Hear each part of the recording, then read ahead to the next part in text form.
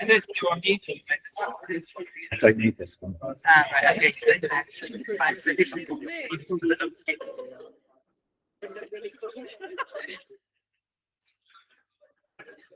No.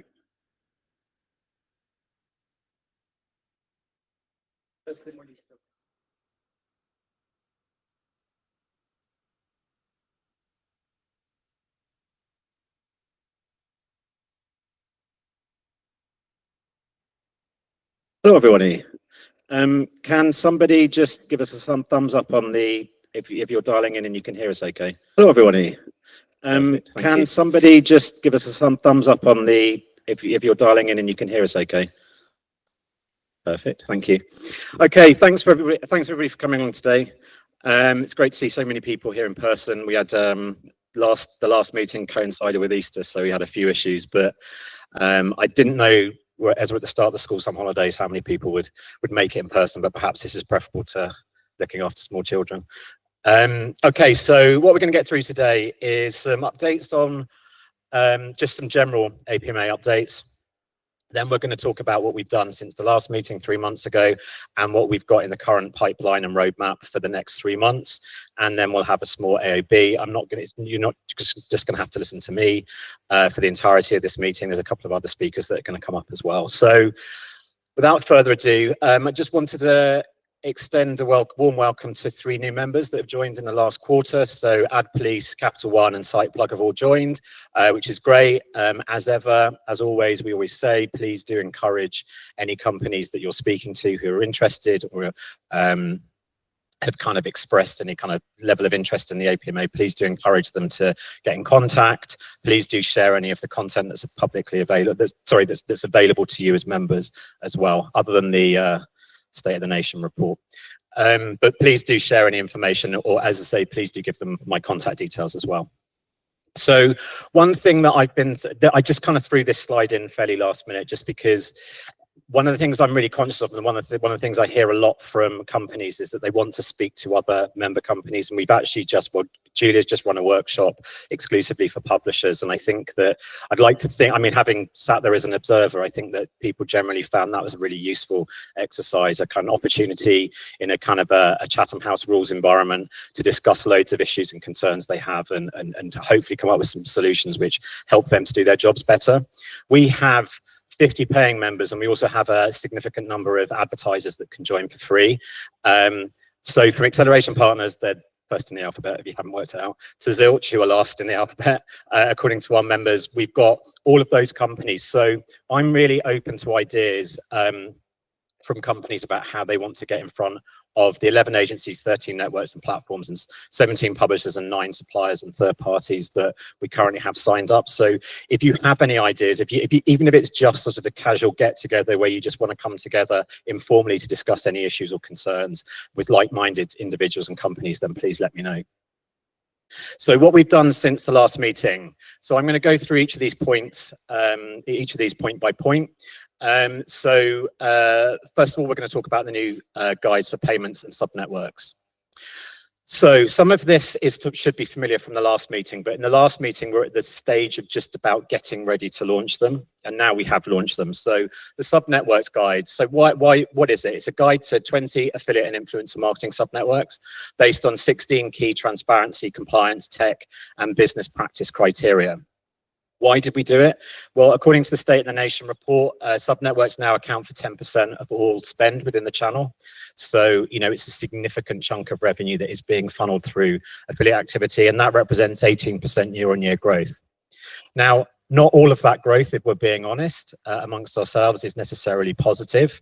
Some of it is, and we want to focus in on what's good, but we also want to identify stuff that needs to be stamped out and addressed. So we generally feel that when I'm talking to advertisers as well, this comes up as an issue time and time again. And that lack of transparency, we know there's some ad hijacking. We know that there's been a huge influx in subnetworks over the past couple of years.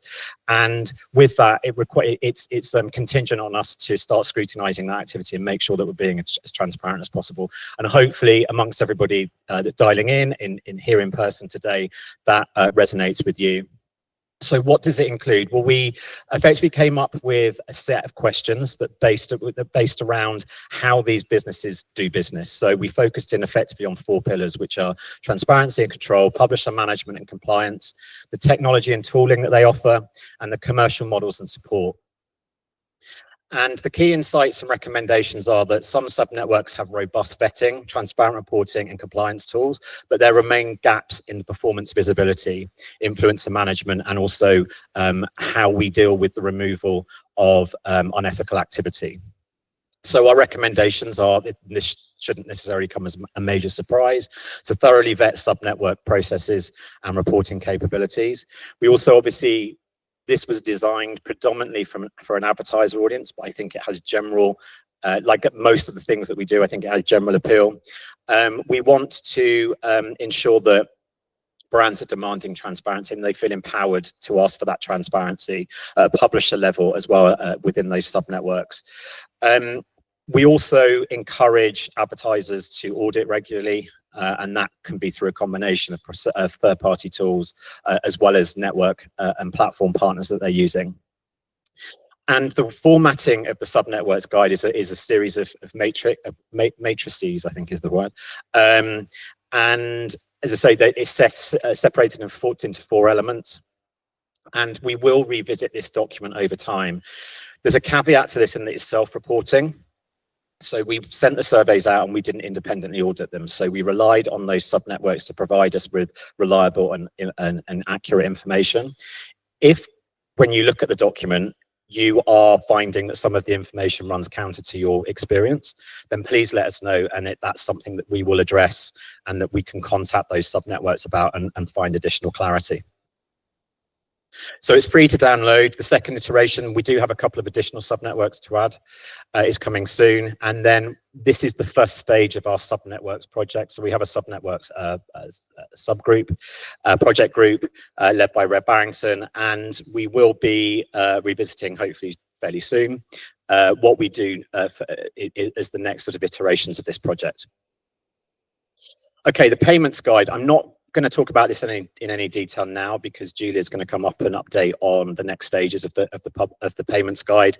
But if you are interested in any aspect of affiliate payments from the point that they're generated to the point that they are effectively in your bank account, then I'd recommend having a look at that. It's a really comprehensive, thorough piece of work, and it draws in feedback from a dozen affiliate networks and platforms.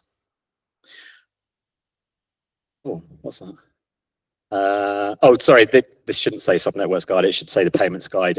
Just kind of reiterating what I've said there, which we asked a dozen affiliate networks, and the process breakdown between, as I say, from the start of the start of the payment, sorry, the start of the sale to the closing off of that sale. Okay, so if we come on to the next point, the next thing that we released in the previous quarter, again, hopefully some of you will be aware of this, and some of you have downloaded it and accessed the information. The State of the Affiliate Nation Guide report came out in May, and really, when I created the APMA, one of the things that I was really conscious of is that any trade association needs to know how big the industry is that it's servicing and it's representing. And I think this is a brilliant quote, which is, if you can't measure it, you can't manage it. And so that for me was really fundamental in us going out and encouraging networks to submit their data to us. And we got one additional network in our 2024 data. So we had now 12 networks and platforms submitted their data.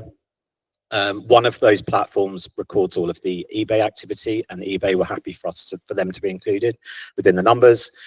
As ever, Amazon won't give you their numbers, so we modeled the numbers, we think fairly reliably, from publicly available data and also from speaking to a couple of people.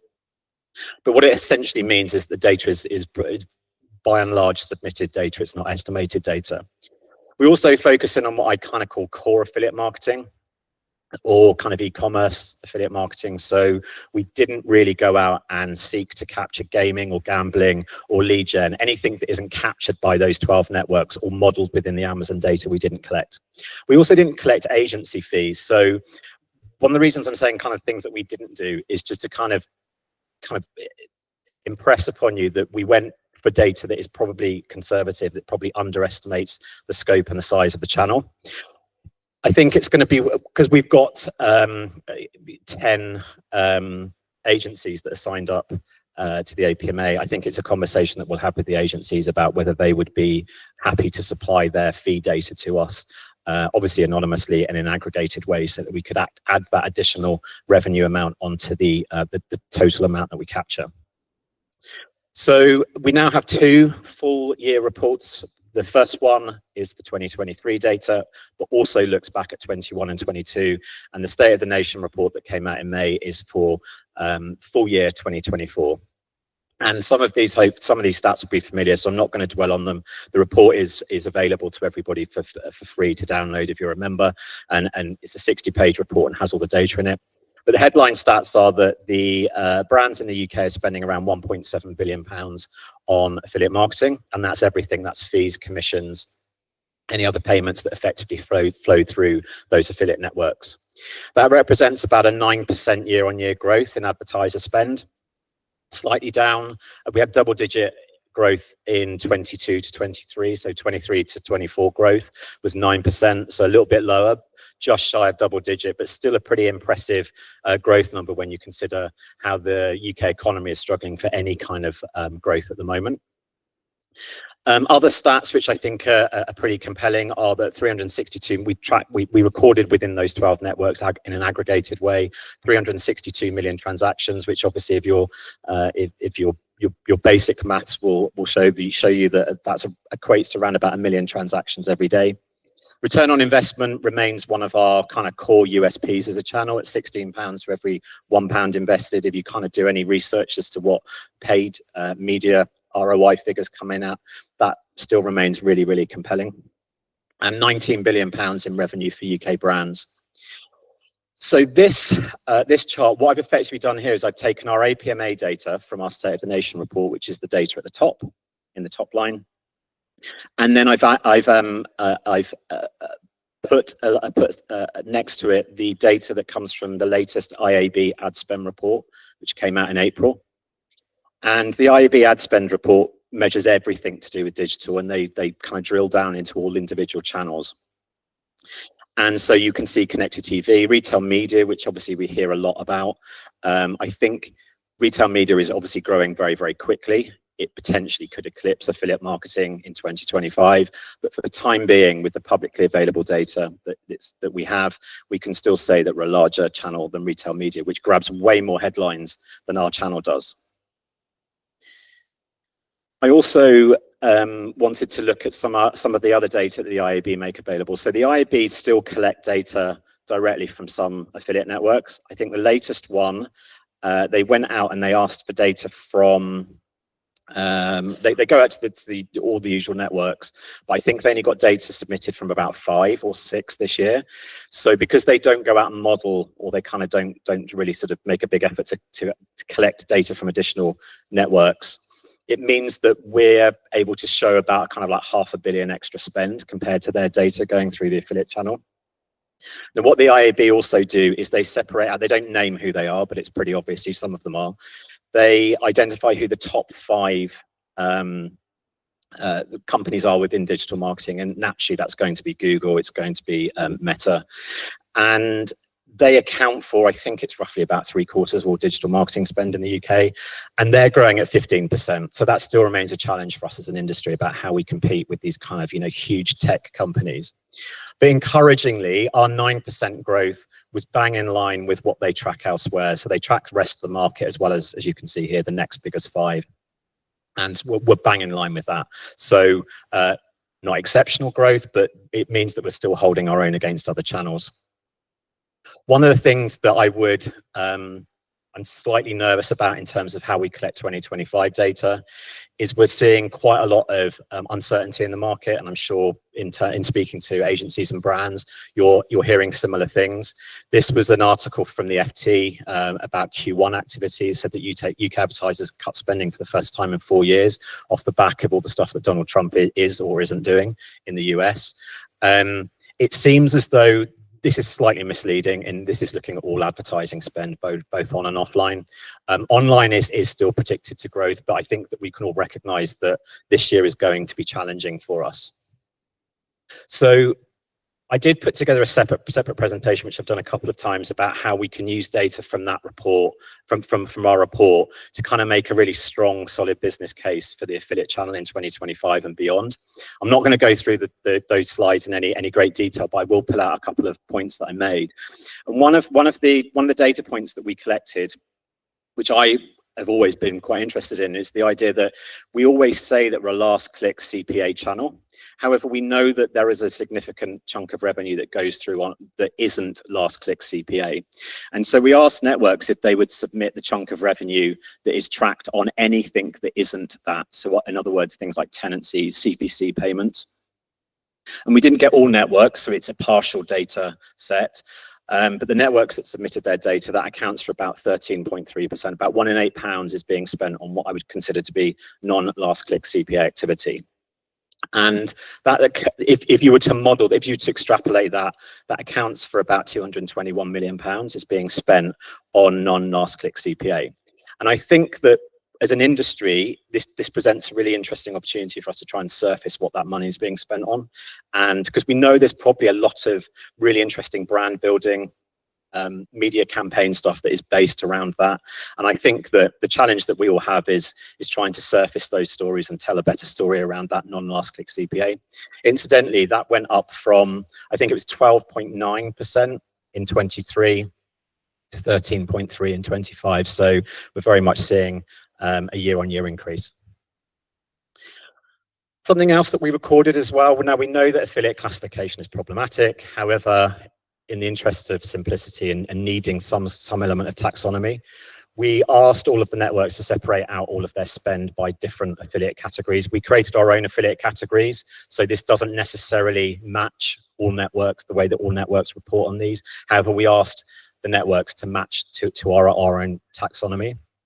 And the top 3 growing affiliate types were tech partners, sub-networks, and CSS partners as well. Now, none of those are our top sort of publisher types by spend. However, they're experiencing the biggest amount of growth.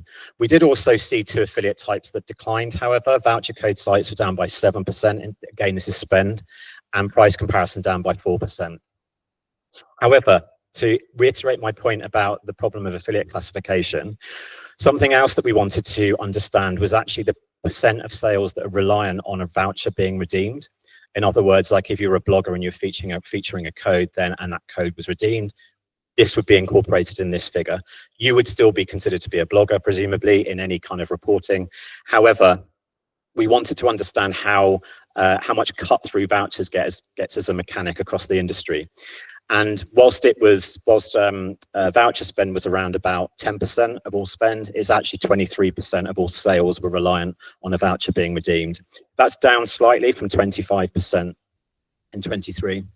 And just to give you kind of an overall picture of our top affiliate types by spend, you can see that it runs from cashback, loyalty and reward at 28%, content creators, editorial, bloggers, big dip down to vouchers and sub-networks, and then the kind of single-digit other affiliate types there. And within other, because just for in the interest of simplicity, we bundled everything else that was below 3% within other. One other data point that we wanted to understand as well was how important Black Friday is and the cyber weekend to the affiliate channel, but also to retailers as well. So around about £1 in £10 is spent through the affiliate channel on online retail. So in other words, for every £10 that's spent, £1 will be spent through an affiliate link.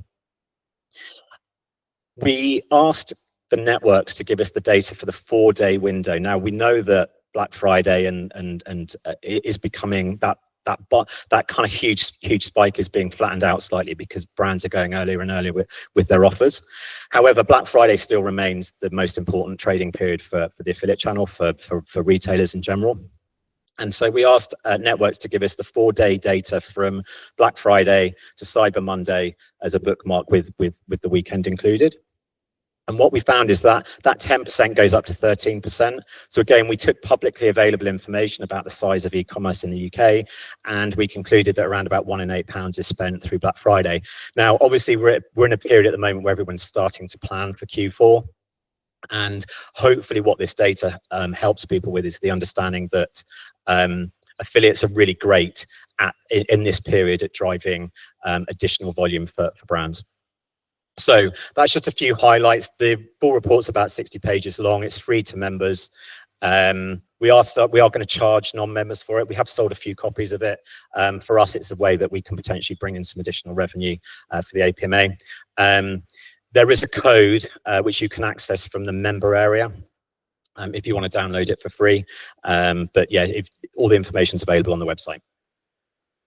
Cool. Okay, so the next point, which I'll deal with very briefly, is you may remember, and this is going back, this requires you to kind of think back a few months, is that we decided in Q1 to do an attribution audit.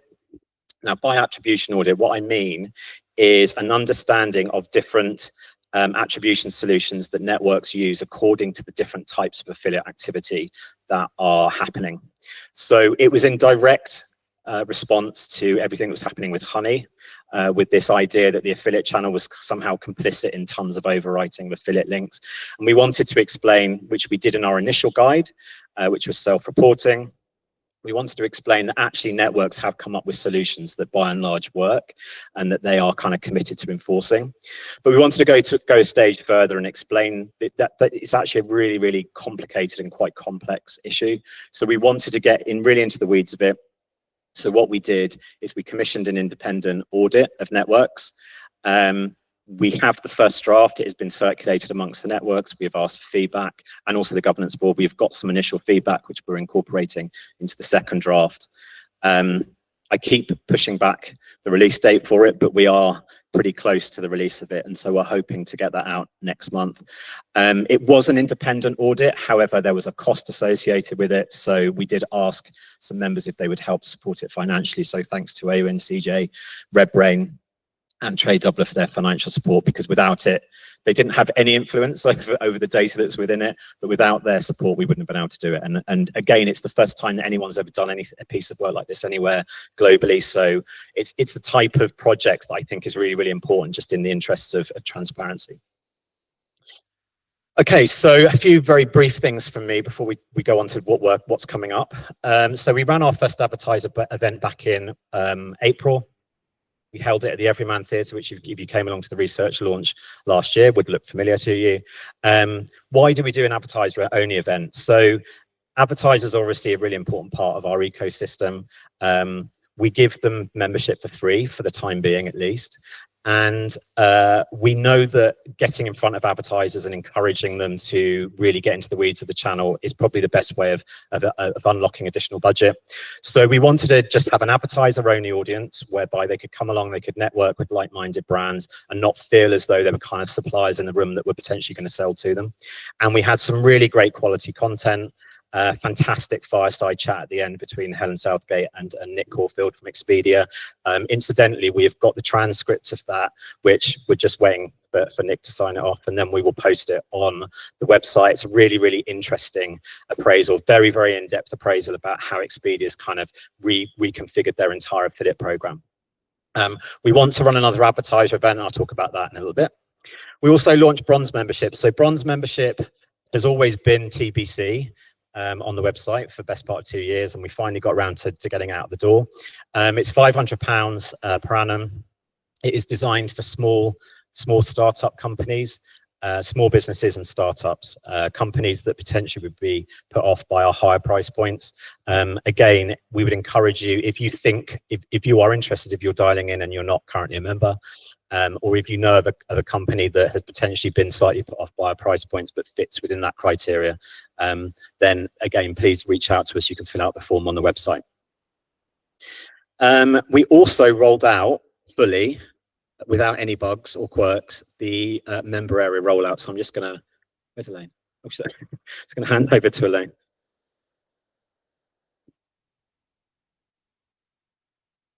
Yeah, not much for me really, but just to encourage everybody who is a member to use the members area because it is for you. And we previously had some issues with people being actually registering for it, which have been ironed out now. And I've just put some steps up here on the slide of where to go in order to register. So you can see if you just go to the login page on our website. If you have any issues, there's also a walkthrough that I've created to help you get into access it fully. And if you have any issues other than that, please contact me, Elaine, at theapma.co.uk, and I will help you. Because there's loads of great things on offer there, and we want everybody to access these and make the most of them. So yeah, all the amazing research and guides and data that Kevin has just been talking about, all of that's within the members area and free to members. You've got the Ask the APMA confidential support area for people to ask specific questions about their affiliate work. Member offers, so you can have a look at member offers that are available to you, or you can offer a member to, offer to our members. Events, job submissions. We've got a new newsletter called The Pulse, which will just feature member content. So please do submit anything that you would like included in that. Article submissions, Slack channel link, and the forthcoming training will be available through this as well. So yeah, just a little plug to use that area. Thank you. Thanks, Lane. Okay, so I'm now going to hand over. Oh, Nick's there. I'm now going to hand over to Nick because we released our first policy briefing, which hopefully you've seen. But he's going to talk you through kind of what we're doing in a kind of policy and regs world.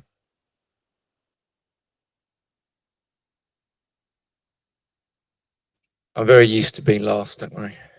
Thanks. Hi, everyone. So I'm Nick Stringer. I'm helping Kevin and the APMA on regulatory and policy issues. Don't think it's all bad, because I think there is a very significant commercial opportunity here, because the UK is taking a slightly different, nuanced approach to what we're used to in the European Union. So just to give you a recap, put it in the context of what we're doing. There's kind of a three-pronged approach to this, and I've highlighted shape smarter regulation because that's exactly what I'm going to talk about today. But the first two are, firstly, driving industry knowledge, basically coming here, doing the policy briefing, which, you know, on the Data Use and Access Act, which I hope you've seen. I'll talk about that in a moment. But also being proactive with policymakers and regulators, because you have a good story to tell, a success story, British success story, and I don't think they know it, and they certainly don't hear it. So we should tell them that. And I think that that plays into the smarter regulation piece, where I think there is a real opportunity to take a more balanced and proportionate approach to the regulation of affiliate and partner marketing. So talking about this and sort of focusing more on this approach, you know, I mentioned engaging with policymakers and also regulators. And that isn't just ongoing collaboration with the ICO on things like cookies, which is kind of what is very important. I'll talk about that in a moment. But there's also an opportunity to engage more with the ICO. And some of you might think, don't want to do that. But actually, they're very open to learning more about you, your businesses, and how it all works. And particularly in the light of, again, what I'm going to talk about, I think we should take that opportunity.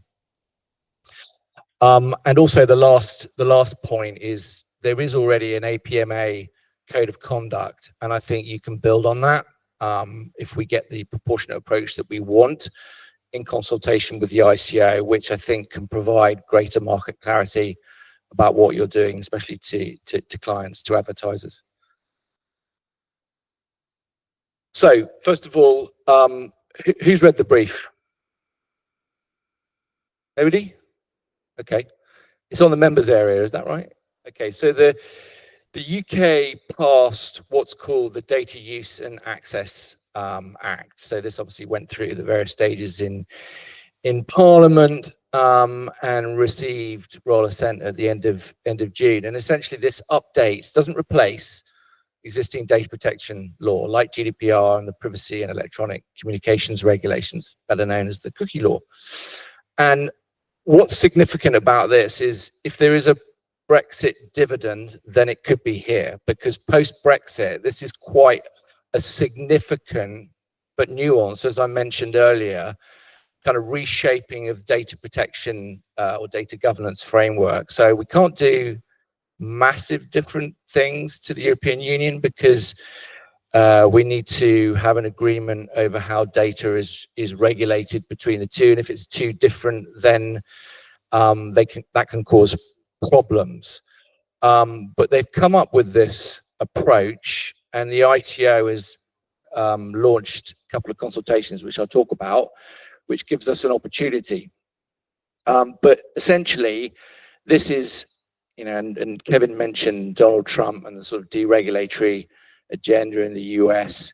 This aims to boost innovation, use of AI, etc., but also to keep a strong regulatory oversight, which is what the ICO is consulting about. So, what does this mean for affiliate marketing? Well, there isn't actually any significant commercial or significant change to how it's regulated. Consent is required for tracking. And the bad news, start with the bad news, is enforcement is tightening. So the ICO has got increased fines for non-compliance, 17.5 million, or 4% of global turnover, whichever is higher. So you might think, oh my God, this is really good, but this is really bad, but the ICO doesn't enforce this anyway. The good news is that they are looking at an opportunity for less regulation, i.e. reducing consent where business models have a lower privacy risk to people.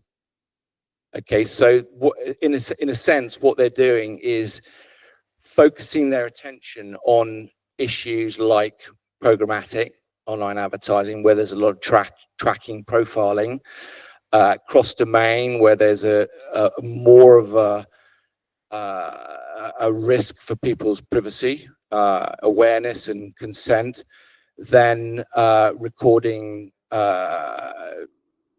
recording information for affiliate marketing, for example. So I'll talk a little bit about that in a moment. I'll talk about it now, actually. So the ICO have released 2 consultations, as I mentioned. So this is a result of this new law that's come into place. So the first focuses very much on enforcement under the Privacy and Electronic Cookie Regulations, communication regulations, cookie regulations, essentially. And it's looking to explore what they call privacy first models. Now, it's actually, the ICO has had a lot of criticism from broader industry for this. Oh, the regulator shouldn't be determining how the market works and what kind of business models are good and what are bad. And to be fair to the ICO, they're not doing that. They're just saying, well, we worry about privacy, and because of the law, this is what we think is good from a privacy. And they're not saying what is bad, but obviously they will enforce where there is non-compliance. And it's also reviewing consent, and this is really important for essential advertising functions like fraud prevention, frequency capping, but also attribution and measurement. So we'll respond. I think the consultation's open until the end of August, unhelpfully. So we'll respond making the case that cookies, other technologies that are used to record actions in affiliate marketing should be considered attribution cookies, which is something that we've been talking about for a while, and here's the opportunity to do it. And last but not least, the second consultation. This is a bit of a bizarre one. So the ICO is revisiting their guidance on PECA. now that this new law is in place. They've actually consulted on this already, and actually the APMA responded back in March, but we'll be responding again because a lot of the revised guidance as a result of the law doesn't address some of the points that we made or some of the recommendations that the APMA made in its initial response. So no harm in reinforcing those points. So that's what's going on. I think there's a real opportunity, but now is your opportunity for questions. Does anyone have any thoughts? Yeah, sure.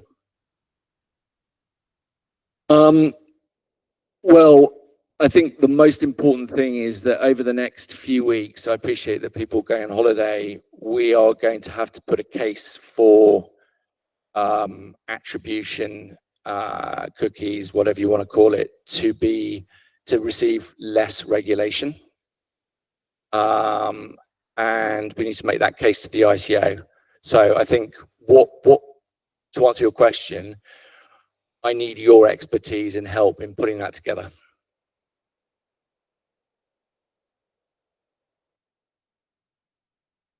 Excellent. Thank you. So we'll do that. It's unhelpful. The ICO's response is kind of like a survey monkey thing, which is really, really unhelpful because you can't actually see unless you click to the next what the questions are. So it's really difficult to kind of circulate it, but we'll manage it and we'll respond. Yeah.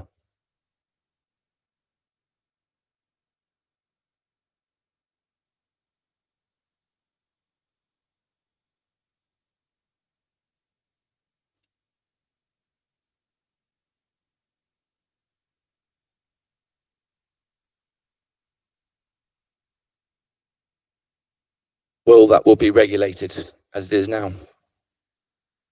So if there's cross-domain, if there's any kind of tracking in the sort of profiling sense, rather than recording, then that will be regulated as it is now.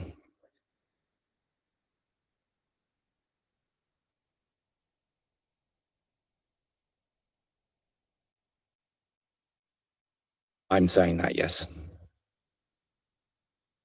That's helpful or not, but that's the reality.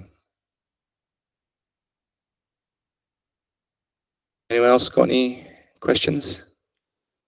Okay, hand back to Kevin. Oh, sorry. Go for it. Missed you, sorry.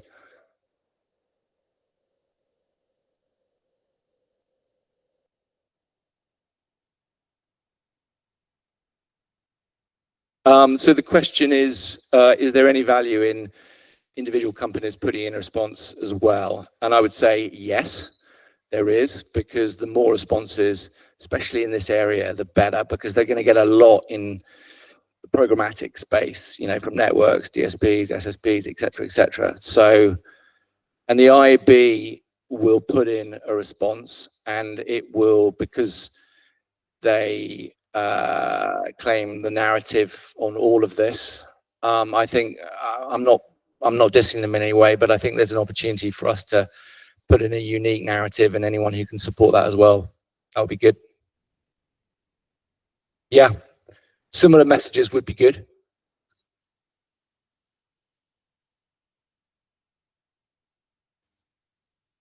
Yeah, we can do that. I think that would be helpful. I think what would be good to find a way that we can leverage all your expertise. Unfortunately, the deadline is like the 26th of August, which is not very helpful.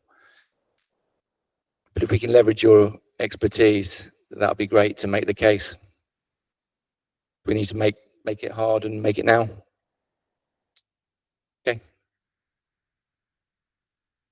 Yeah, we'll have a chat and we'll follow up. Yeah, definitely.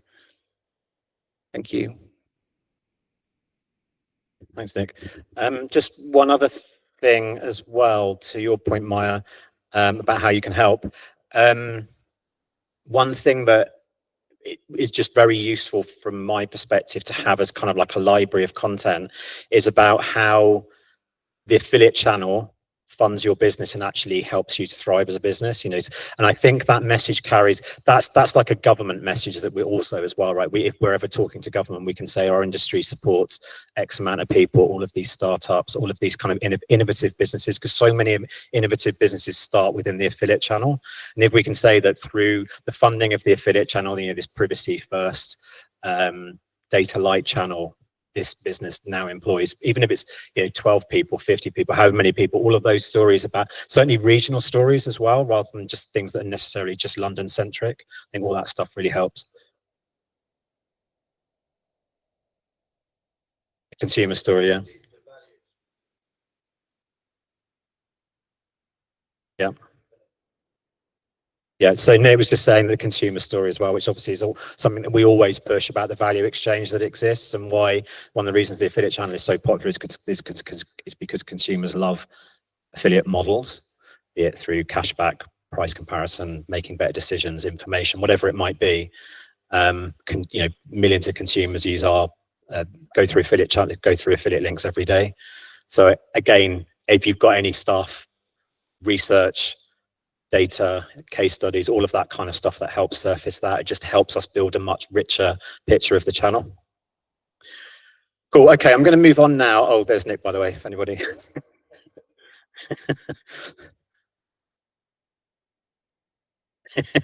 To make it a bit bigger. I will distribute the slides anyway if you want to get that afterwards. Okay, so we're going to go on now to what we've got coming up. So just a recap of the roadmap for 2025. Some of the stuff we've done, some of the stuff I'm going to talk about now. Every quarter I meet with my governance board. We had a meeting last week. Was it the week before? I can't remember. 2 weeks ago. And one of the topics I wanted to discuss with them was this idea of a compliance task force. So the compliance task force, what is it? So I am firmly of the opinion that the channel, with the growth that we've experienced as a channel over the last few years, naturally that attracts a lot more attention, it attracts a lot more traffic, a lot more companies. And with that, and obviously in an evolving digital marketplace as well, where new technologies are coming through, there's certainly been a growth in attention focused on non-compliance within the channel. And one of the issues, coming back to my earlier point about the fact that the State of the Nation report gives us like numbers that we are building blocks that we can say this is how big the channel is. One of the issues I think that we've got with compliance is we don't know how big the problem is. So it could be that it's very minor in comparison to all activity. Any non-compliant activity is unwelcome. However, it could be that it's not actually as big a problem as we think. However, we don't know. So that's kind of the scene setting stuff that I think is really important, the context that we need to be able to have wider conversations about compliance. One thing that I mentioned about a year ago that we were going to do, and again, it just hasn't been a top priority to get out of the door, but I think that we'll try and get it out of the door in the next quarter, is a shared compliance reporting tool. So this, and legally we can do this, we just need to make sure we do it in the right way. It will be a reporting tool whereby people can submit if they believe they found non-compliant activity, stuff that's breaking terms and conditions, they'll be able to submit it and it will be available and shared we have to work out the data aspect of it, but it will be shared amongst a central group of companies that can then choose to do whatever they want with it, you know, remove the activity, they try and clean up the activity, whatever they want to do. This obviously taps into our subnetwork project as well. And we also know that the issue isn't just with subnetworks. We're finding issues across the board in many different areas. So one of the things that I'm really passionate about doing is trying to tackle compliance head on and build a positive story around affiliate trust, because the more trust that brands have, obviously the more willing that they are to invest in our channel.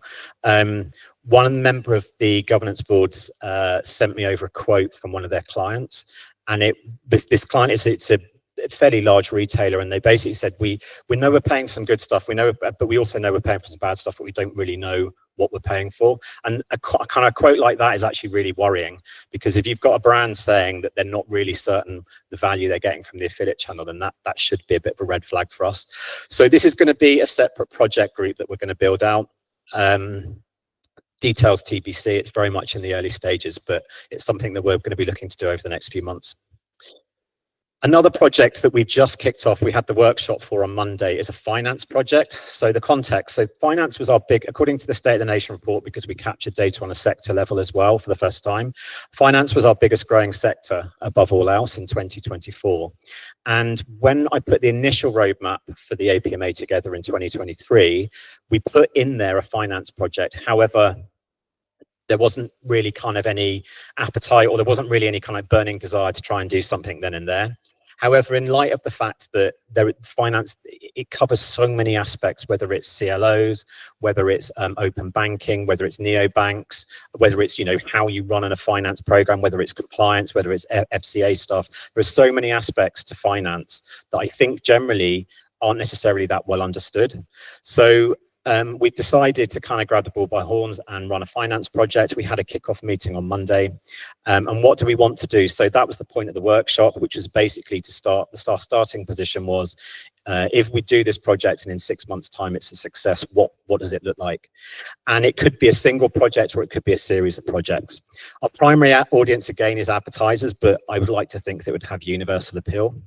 And as I say, we're starting with a completely blank canvas, and stakeholders will contribute with support from the APMA. So we ended up, at the end of the workshop, we ended up with about 4 different broad projects that we were going to include within this project.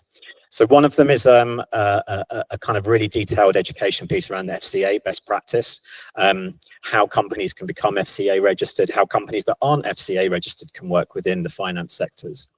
We also kind of fairly standard stuff, but we want case studies, success stories, and both Optimize and Impact, who are part of that project group, have offered to help us out with that.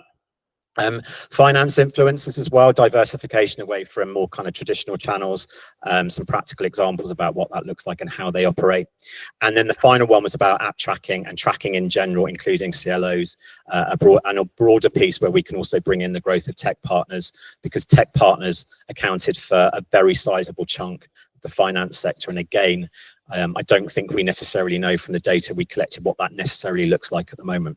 So we've had the initial kickoff meeting. If anybody wants to get involved in this, if everybody has any information they think would be really useful, and it's something that you'd love to get involved in, then please let me know. So the payments project, I'm going to hand over to Julia now, who's going to update. Thank you. Hello, I think I've met almost everybody in the room, but I'm Julia. I'm a strategy advisor to publishers and also part of the advisory board at the APMA. So as Kevin mentioned, the first step in the payments project was our payments survey. And I was really, really heartened by this, because we had a group of publishers who outlined all the different important steps of the payment process. We put together a survey and we sent it to all the UK networks. And then I kind of thought, is anyone going to reply? And 12 did, which was absolutely massive, and replied very promptly. Some people in this room specifically contributed to that, so thank you to those people. So what we ended up with was this guide, which puts all of that information about those 12 different parties in one place, I think for the first time. So all the different terminology used, all the different variations of their payment processes, etc. And this was sort of the building block of going, okay, we've got networks engaged, we've got transparency over their processes. What next? And the what next is what we just spent an hour immediately before this talking about. So given that it was literally about 5 minutes before walking into this room, we're not quite ready to give like a full detailed debrief of that yet, but we will be sharing that. And that was also our first publisher only roundtable. And the reason why we did that was to create an environment where those companies could talk about challenges that they might have faced with regards to the way that payments happen in an environment where they weren't also talking with commercial partners with whom they transact. It was Chatham House, but we will be sharing the themes that came out from that. There's also quite a lot of people in this room who came along to that publisher roundtable who haven't experienced the APMA before. Hello to everybody. So if you see someone that maybe you haven't met before here and you're a more seasoned APMA member, it would be great to talk to them about that, particularly maybe if you're from an advertiser, an agency, a network. Maybe it would be interesting to start having some of that conversation in the drinks afterwards. So what we're going to be doing with all of this, we think we've identified the top issues that we want to start to tackle, which are basically around the time lag involved in payment processes, and then the transparency and some of the consistency around payment processes. We want to have, I think, one more conversation to talk a little bit around some of our experiences of that. And then straight away, before anything happens about what will happen next, we'll open up that conversation. And we'll be inviting networks in particular, but also agencies and advertisers to come and join in with how we move forwards around that, which could be education, could be voluntary codes of conduct. Those are the sorts of things that we'll be thinking about in terms of how we start to impact change and make things a little bit easier for everybody. So that's basically what this is. If anyone's got any questions around this, particularly around the fact that we had a publisher-only conversation, do come grab me afterwards. I'm very happy to chat about it. Thanks, Jules. Okay, we're nearly there, don't worry. And these are very quick points that I'm gonna whip through. So last year for the State of the Nation report, we did both a quantitative survey and a qualitative survey. So the numbers, the quant bit, the qualitative bit, going out and asking questions about how publishers, agencies, advertisers are feeling about the channel, particular challenges they have, things they're optimistic about. And in order to get the numbers out the door for 24, we didn't bother with the qual survey in the first half of the year. However, we do have capacity to take it on in the second half of the year. And I'm looking for feedback on things that you would want to know. So I've had a couple of conversations recently with people who are kind of saying we're not really doing anything in the AI space. And I said, well, it makes sense for us to potentially ask a couple of questions. Last year, we asked questions on AI and how people were using it. And actually, we had very little feedback on it. And I think that the fact that so many people are talking about it and the fact that it really feels like it's escalated in the last few months indicates just how fast moving that conversation is. So I suspect we'll include some questions on AI if there's something that you as an agency or a brand or a network want to know how affiliates are feeling, or any aspects of how agencies, brands, or publishers are feeling about any aspect of the affiliate channel, be it specific or general, then please let me know, because we're going to start collating those surveys very, very soon to hopefully get them out the door in time to present at PI Live. PI Live have already offered me a speaker slot in October, where I'm going to present some of the findings from these qualitative surveys. Also on those qualitative surveys, I need your help to distribute, either fill them in or distribute them through your own networks as well. Last year, when we did the qual survey, we had a really good response from an advertiser agency perspective, but quite a disappointing one from a publisher perspective, which actually was the reverse from the previous year when we run the surveys. We had 200 responses in 23, only 100 responses from publishers in 24.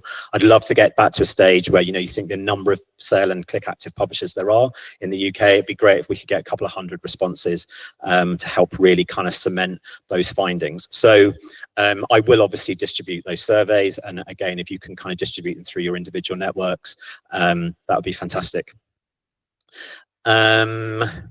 Advertiser works. So 9th of October we have a provisional date for another advertiser event.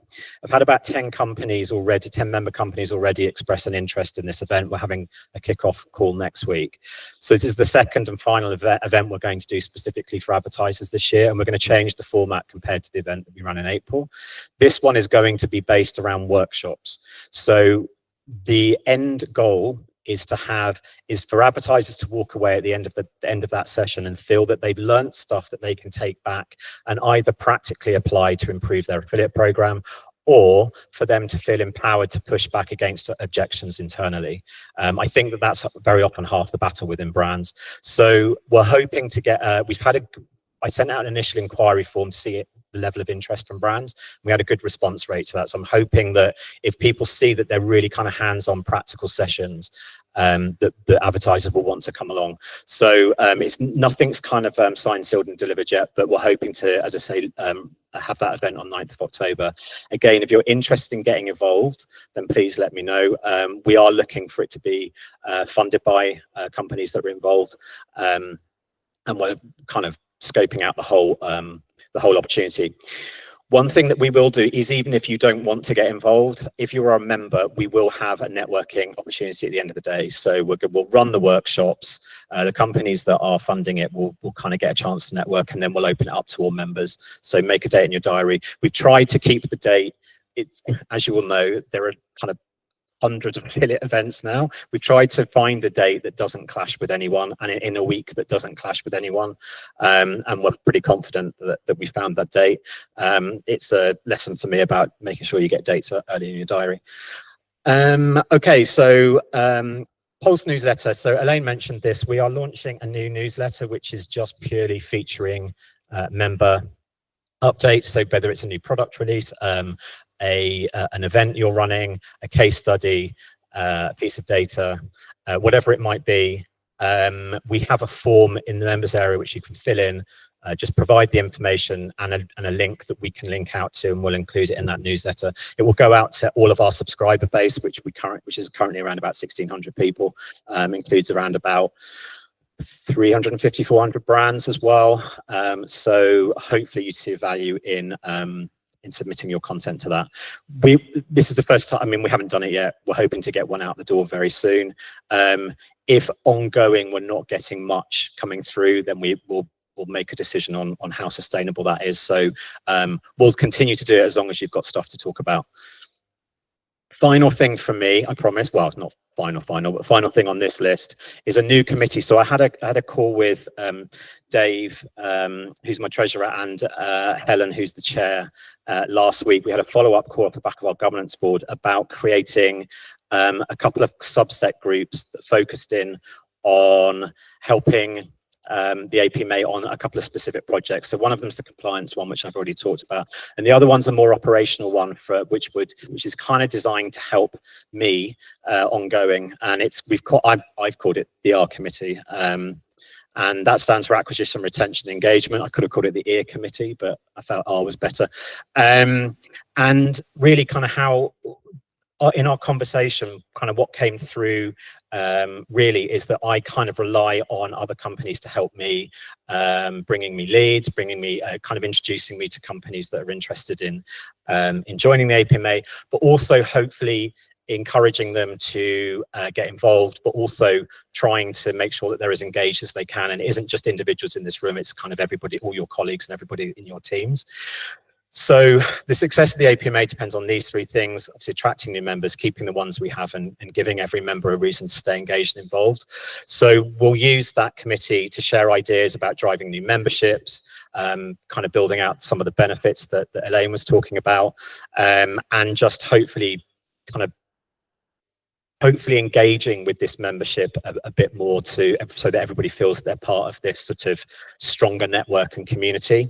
So if you want to get involved in that, if you feel that it would be a good opportunity for you to kind of network with the wider group, then please let me know, because we're going to need volunteers and ideas to make that a success. So I promise you this is the final section. Yesterday, I presented to the Trade Doubler team, and I said to James, what do you want me to present on? And I just kind of went along and presented on as much as I felt was useful. Last week, I presented at Elevate. There's got a couple more presentations coming up. I'm happy to present to you and your teams. If you want me to, I can do it dial-in or I can do it in person. I've got a ton of slides that I can just customize according to what your specific requirements are. So if you're interested in that, then please let me know. I'm quite happy to delve more deeply into the State of the Nation report, because I say there's a ton of additional data in there which we haven't kind of gone out and talked about publicly. And then generally, you know, I say this kind of every time really, but if you want to get involved in the APMA, then it's important that your voice is heard. Please volunteer your teams to get involved. You get to work obviously with all the amazing people in this room and the amazing people on the call. And also one final point as well is the governance board has now been running for a year. So if you'd like the opportunity to potentially get involved in the governance board, then please again drop me an email directly and I will share with you I've effectively put together a job specification for it and what the requirement is as being part of that governance board. So yeah, let me know on that. And that's pretty much it for me. I think we've done in under an hour, just about, yeah. The next member meeting we have penciled in for the 15th of October. Again, I don't think it clashes with any events. There is an event in Manchester that week, but it's on the Friday and our meeting's on a Wednesday. So there's a big enough gap between the two. Anything that you've got any questions on, then please drop me an email directly, or Elaine's. For simplicity, we've decided to have two different formats and email addresses. So Elaine's is just Elaine at, and mine is first name dot last name. But please just drop me an email if you've got any questions. You can also contact us. You can fill in forms on the website as well. Do remember to sign up as a member, because we don't have a ton of people that have actually registered for the membership area. It's free to sign up. It's really quick and easy. And by signing up, you get access to our shared drive with all of our data and reports. We've just uploaded all of the raw data, raw aggregated data for the State of the Nation reports. If you're a data person and you want to delve into that and do your own kind of number crunching and reports, then please do. But that's it from me. So does anybody have any questions? Let me just check on the call. Yeah, go on.